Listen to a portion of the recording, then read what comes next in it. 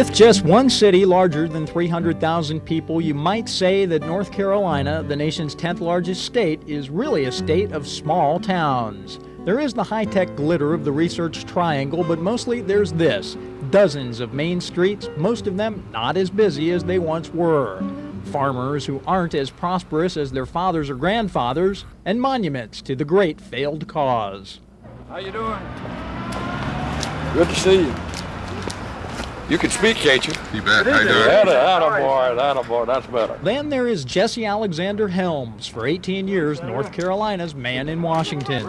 One of the country's best-known politicians, hated and loved for largely the same thing: his unwavering opposition to every form of anything resembling liberalism. And much like another great institution in North Carolina, the church, Helms is revered for the gospel according to Jesse, but it is an ideology not embraced by everyone. I am a son of Virginia.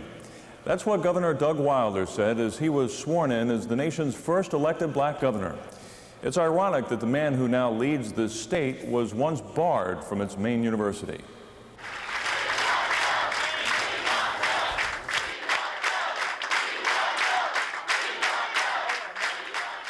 Virginians wanted Doug in 1989 when he ran for governor. It wasn't a landslide, but a win nonetheless. The grandson of slaves captured the highest office in the capital state of the old Confederacy. So help you God. So help me God. Congratulations. Thank you so much. They cheered that January day, but it wasn't always so for Wilder. The University of Virginia turned its back on him when he returned as a decorated veteran of the Korean War. He wasn't the right color.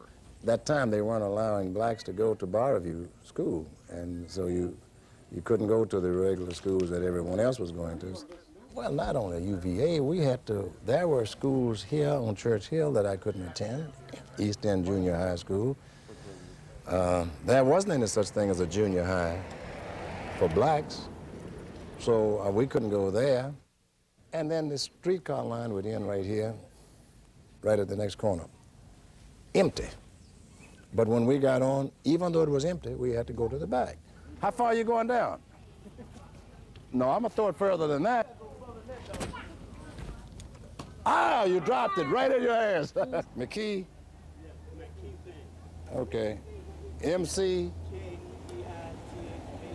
Wilder is given something of a hero's welcome as he returns to his old neighborhood, Church Hill. It's only a 5-minute drive away from the state capitol, but Wilder will tell you it was a long haul for him to get from here to there. Not too bad. Not too bad. All right, I'm gonna throw it to you.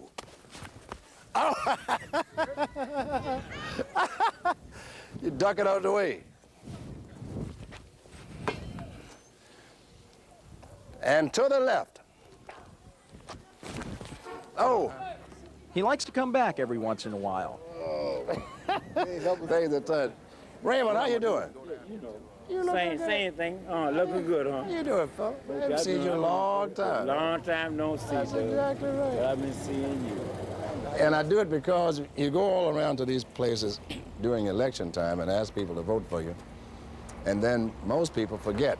After that, they don't go back. And I want people to know that even though I'm not running for anything and not asking for anything, and that I still appreciate their efforts.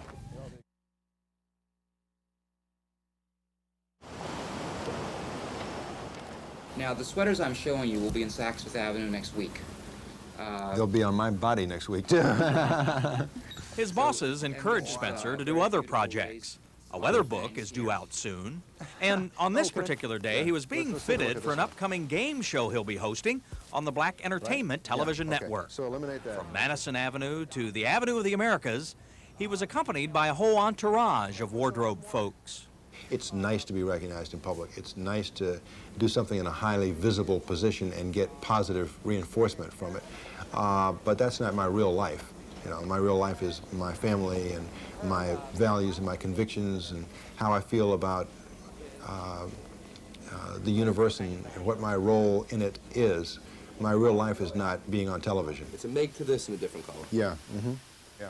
But it is television that consumes his life. Hey, the show's gonna leave me black and blue. I tell you, it's tough, you know, it's a tough business. He once had aspirations for politics and is still a friend and a fan of Virginia Governor Douglas Wilder. Great guy. I remember Doug from my early days as a reporter in Richmond at WWBT. Doug was a state senator, and I got to know him not only professionally as a journalist, but I got to know him socially. And he's someone I have very high regard for, and I'm very happy for him and proud of him that he's achieved what he has. I am proud of the state of Virginia, I might add, for looking beyond the color of the man's skin and looking at his character and what he brought to the office of governor.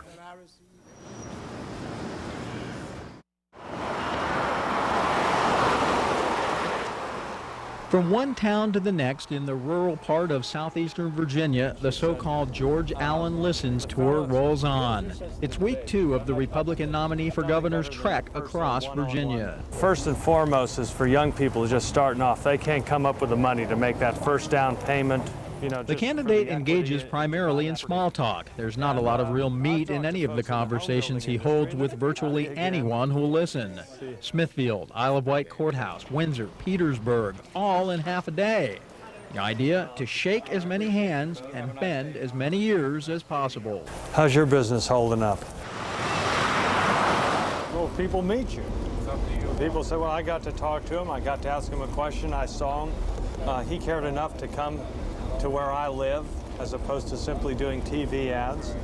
It's as though Allen has lifted a page out of Bill Clinton's 1992 campaign handbook, or for that matter, Doug Wilder's from '89. Hit the highway, meet the people. I've always done this in my congressional races and House of Delegates. Go around to all the country stores and say howdy to people and, you know, let them have at you.